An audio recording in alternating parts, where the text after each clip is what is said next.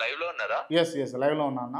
అన్న అవును, ఇప్పుడు కేవలం టిఎస్టిఎస్ కార్యాలయమే కాదన్న, హెచ్జిసిఎల్ ఆఫీస్ లో, టిఎస్టిఎస్ కార్యాలయంలో, వీటితో పాటు ఈవెన్ టీ హబ్ లో కూడా, టీ శాట్ ఆఫీస్ లో కూడా ఇట్లాంటి కార్యకలాపాలు నడుస్తా ఉన్నాయి. కాంగ్రెస్ సోషల్ మీడియాకి సంబంధించినటువంటి యాక్టివిటీ నడుస్తా ఉన్నది.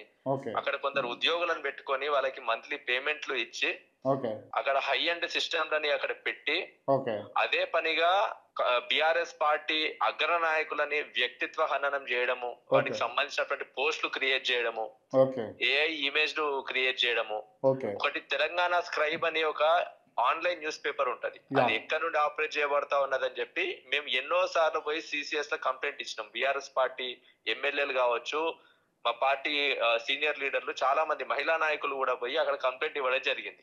ఆ తెలంగాణ స్క్రైబ్ అనేది ఊరు పేరు లేనటువంటి ఒక ఈ పేపర్ రోజు బిఆర్ఎస్ పార్టీ నాయకులని వ్యక్తిత్వ హననం చేస్తూ ఒక కంటెంట్ ని క్రియేట్ చేసి దాన్ని వాట్సాప్ గ్రూప్లలో షేర్ చేసి రాష్ట్ర వ్యాప్తంగా ఉన్నటువంటి అన్ని నియోజకవర్గాలలో షేర్ చేయమని చెప్పి వాళ్ళ పార్టీ కార్యకర్తలకు అక్కడ నుండి వాళ్ళకి ఆదేశాలు వస్తా ఉన్నాయి. వీటన్నిటిని కూడా ఈ కార్యాలయాల నుంచి ఆపరేట్ చేస్తా ఉన్నారు. అక్కడే ఈ కంటెంట్ క్రియేషన్ అంతా జరుగుతా ఉన్నది అని చెప్పి మేము వ్యక్తం చేసాం సిసిఎస్ అధికారుల దగ్గర. మీరు అక్కడ ఇప్పుడు మీరు టిఎస్టిఎస్ కార్యాలయం పేరు చెప్పినారు.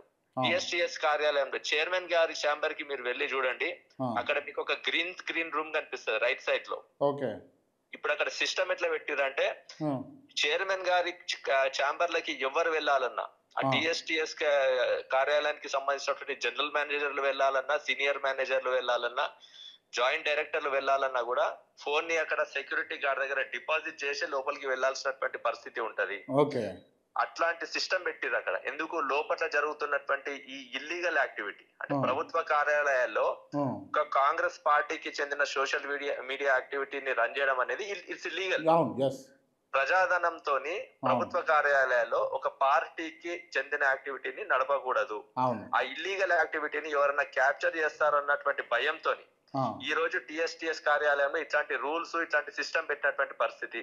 అక్కడ 30 సంవత్సరాలు 25 సంవత్సరాలుగా పనిచేస్తున్నటువంటి జనరల్ మేనేజర్లు కూడా ఫోన్ ని బయట డిపాజిట్ చేసి లోపలికి వెళ్లాల్సినటువంటి పరిస్థితి క్రియేట్ చేసినారు.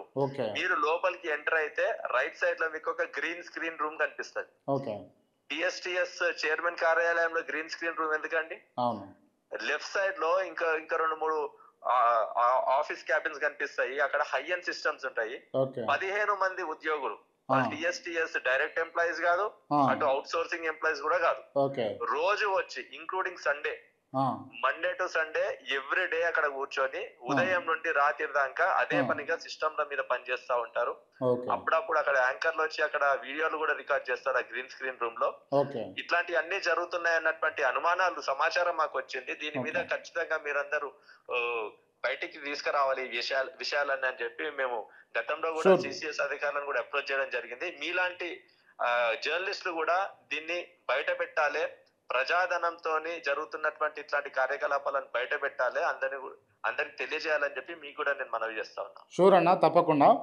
నేను మళ్ళీ ఇదే మాట్లాడదామని ఇందాక కాల్ చేస్తుంటా మీతో. Okay right. సో మనతో మాట్లాడింది పాటిమీది జగన్మోహన్, మాజీ టిఎస్టిఎస్ కార్పొరేషన్ చైర్మన్.